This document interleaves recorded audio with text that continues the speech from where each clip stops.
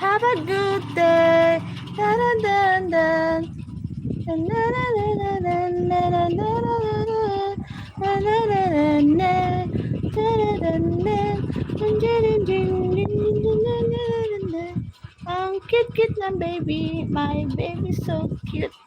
I'm cute, cute, cute, cute, cute, cute, cute, cute. Baby cute. Is my Shaq. Ano name niyan? Ang pangalan niya ay Shaquille. Diba? Kilala mo si Shaquille O'Neal. Yun, dun siya kinuha.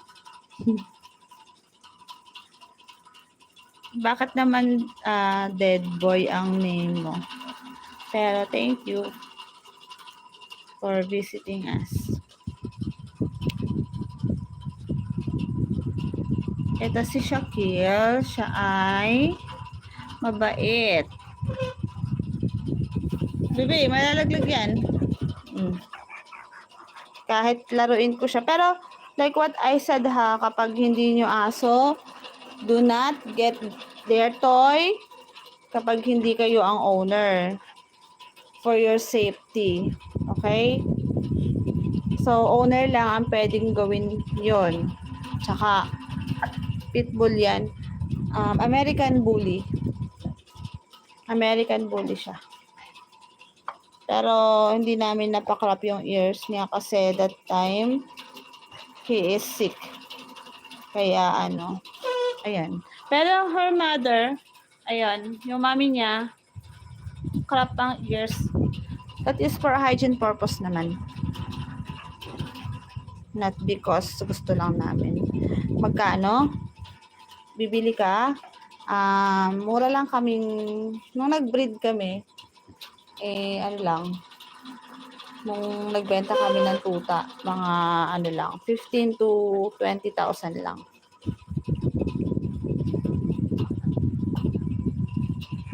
Pero yung iba mahal kasi.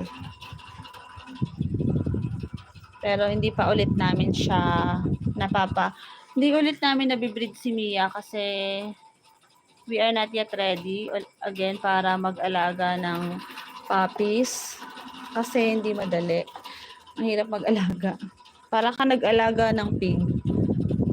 Kailangan mo siyang bantayan. Almost 2 weeks.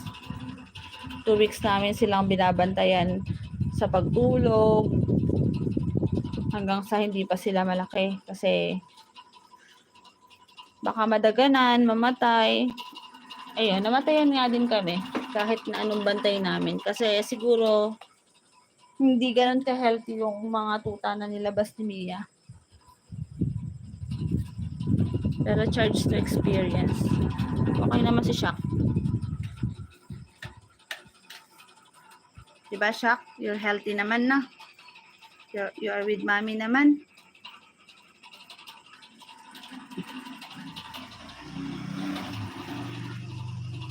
So, siya na lang yung natira na anak ni Mia.